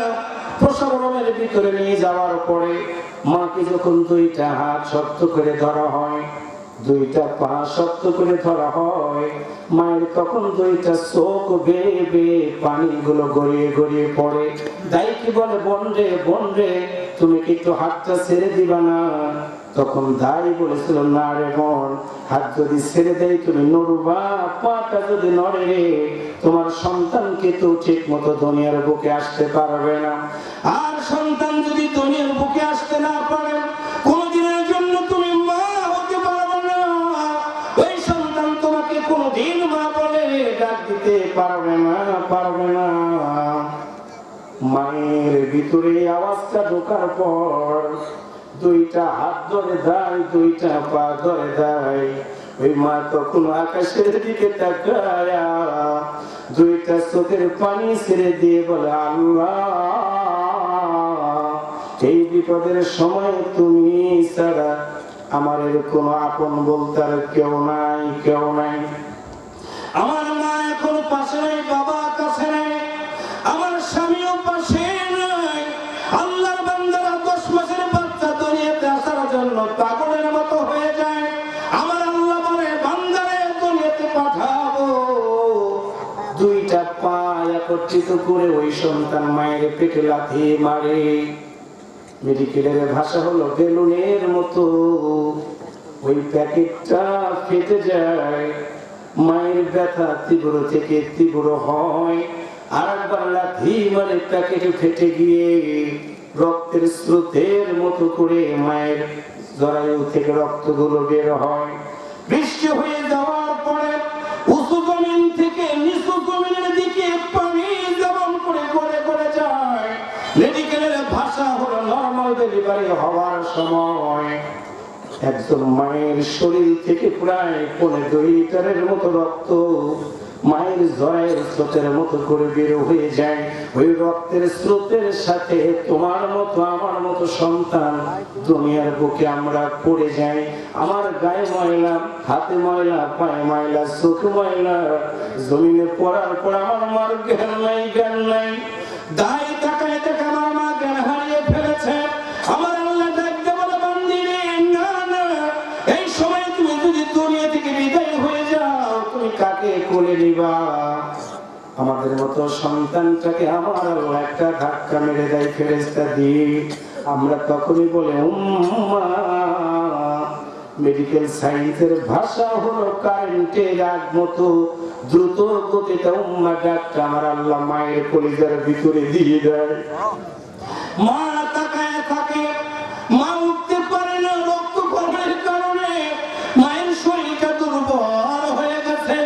চোখ দিয়ে তাকায় এরকম দুইটা হাত দিয়ে বলে, তোমরা কারা রে? আমার সন্তানটাকে কি তোমরা একটু আমার বুকের উপরে দিবা না? দাই তখন বলে, তোমার সন্তানের গায়ে কত মরা রক্ত, কত ময়লা, তোয়ালে নিয়ে সে তোমার সন্তানটাকে মুছে তোমার কাছে দিব। মা তখন চোখের পানি ছেড়ে দিয়ে বলে, না না না, একটা বারের জন্য দেও, আমার কলিজাটা মনে হয় এখনই ফেটে যাবে।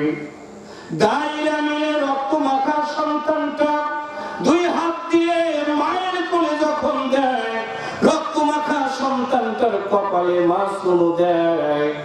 1 বার 2 বার না 3 বার চুমু দেয়। দাই তখন দেখতে বলে, কিরে মা, এইরকম রক্ত মাখা সন্তানটার কপালে চুমু দিলা, একটা বার কি তোমার ঘৃণা লাগলো না, খারাপ লাগলো না? আমার মা 2টা চোখের পানি ছেড়ে দিয়ে বলেছিল, তোমরা জানো না এই রক্ত মাখা সন্তানটার কপালে আমি যখন চুমু দিয়েছি রে,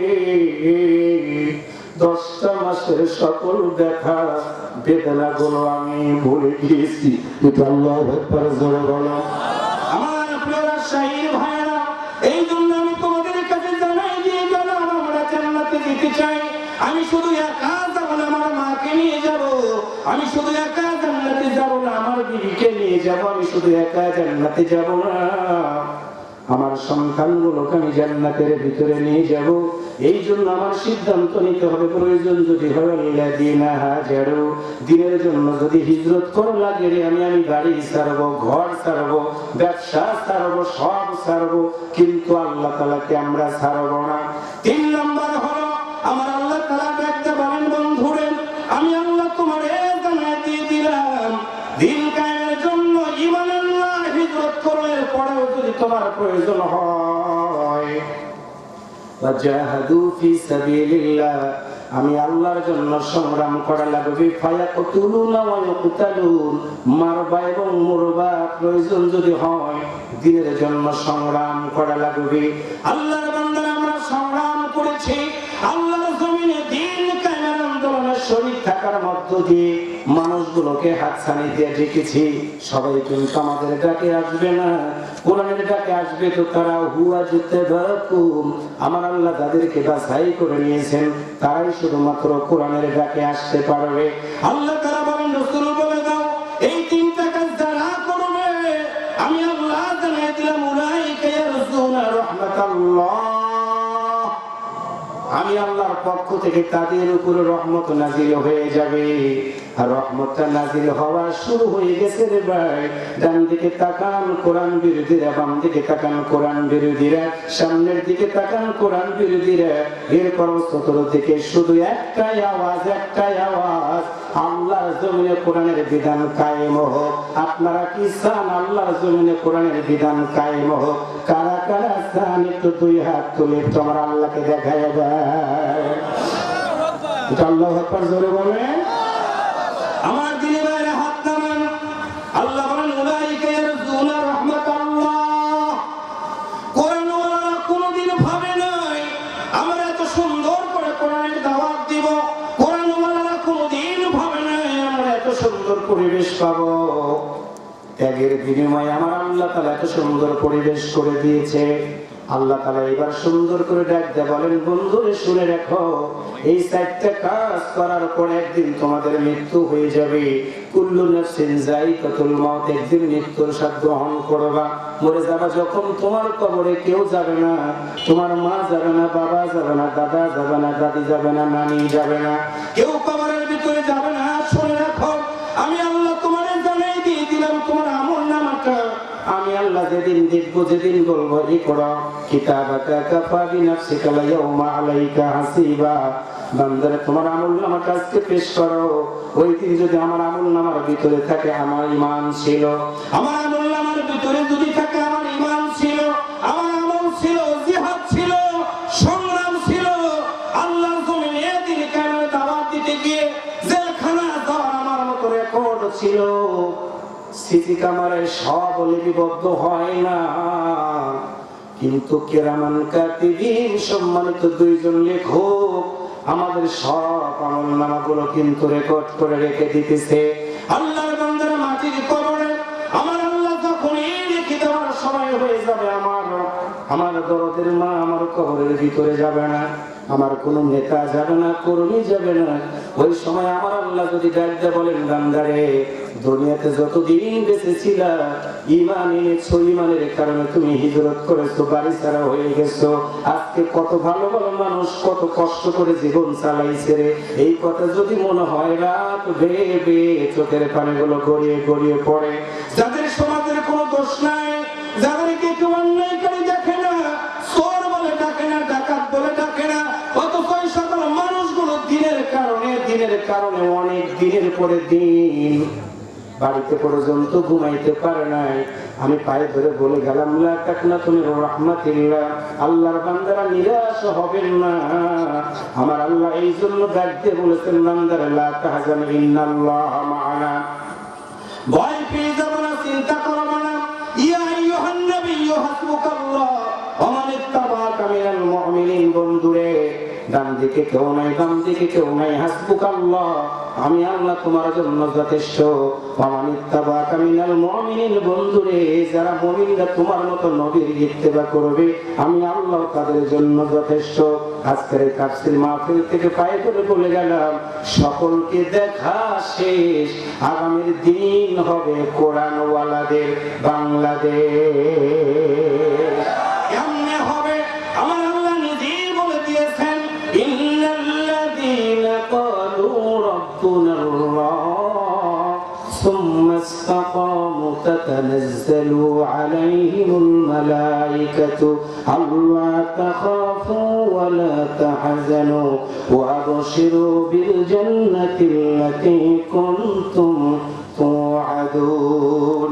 নিশ্চয় যারা বলে তাদের রব হলো আল্লাহ, ফাঁসির মঞ্চে গিয়েছে, আতাত করে নাই, বিদেশে যায় নাই, দেশে থেকেছে, ফাঁসির মঞ্চে গিয়েছে, আল্লাহ তারা কারো কাছে মাথা নত করে নাই। এবার মুসলমানের মতো আওয়াজ করে বলুন তো, আমাদের একমাত্র রব কি?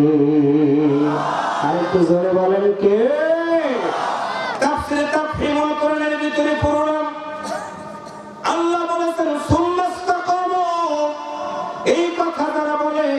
মৃত্যুর সময় যখন হয়ে যাবে তাদের, ফেরেশতারা এসে বলবে আল্লাহ তাখাবু, তোমাদের কোনো ভয় নাই, তোমরা দেখতেছো ফাঁসির দড়ি, দুনিয়ার মানুষ দেখবে ফাঁসির দড়ি, ইমানদারেরা দেখবে আল্লাহর জান্নাতের দরজা।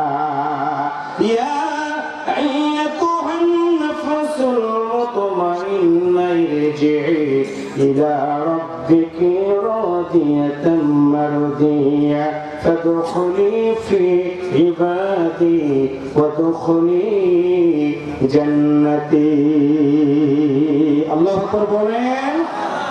সুতরাং আজকের এই মাহফিল থেকে আমাদের একটি আলোচনা, একটাই সিদ্ধান্ত, সেটা হলো যতদিন বাঁচবো তিনটা কাজ আমরা করবো। এক নম্বর হলো আমাদের ঈমান, দুই নম্বর হলো হিজরত, তিন নম্বর হলো প্রয়োজন যদি হয় আমরা সংগ্রাম করব মানবরচিত আইনগুলোকে পদদলিত করে আল্লাহর এই জমিনে কোরআনের বিধান কায়েম করার জন্য যদি প্রয়োজন হয় আমার জেলখানার ভিতরে যাওয়া লাগে আমি জেলখানায় যাব, প্রয়োজন যদি হয় আমি আমার জীবনকে উৎসর্গ করে দেব। কারণ হলো মানবরচিত আইনগুলোকে পদদলিত করতে যদি আমরা না পারি, আল্লাহর এই জমিনে কোরআনের বিধান যদি কায়েম না হয়, মানুষগুলো শান্তিতে থাকতে পারবে না।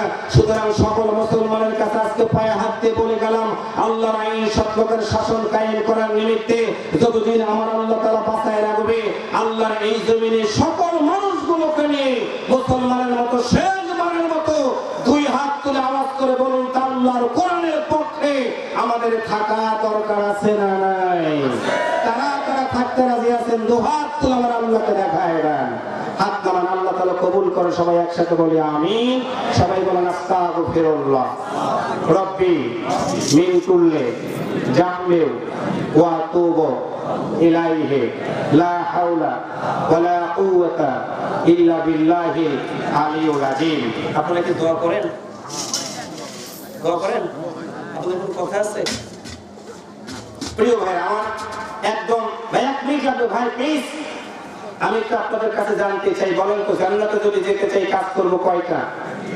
একসাথে বলেন কয়টা? কথাটা বলেছেন কে? আরেকবার বলেন কে?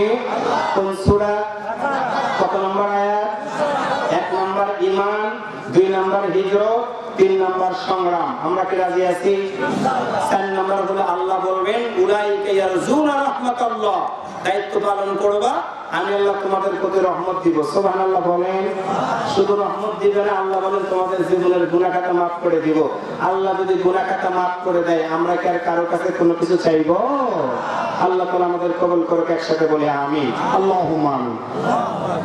ربنا ظلمنا أنفسنا وإن لم تغفر لنا وترحمنا لنكونن من الخاسرين ربنا آتنا في الدنيا حسنة وفي الآخرة حسنة وقنا عذاب النار رب العالمين রাজশাহী জিলাধীন মোহনপুর থানার অন্তর্গত 14তম বার্ষিকী 2 দিন ব্যাপী তাফসীরুল কোরআন মাহফিলের সমাপনীতে এসে তোমার সেই দরবারে আমরা হাত উত্তোলন করেছি।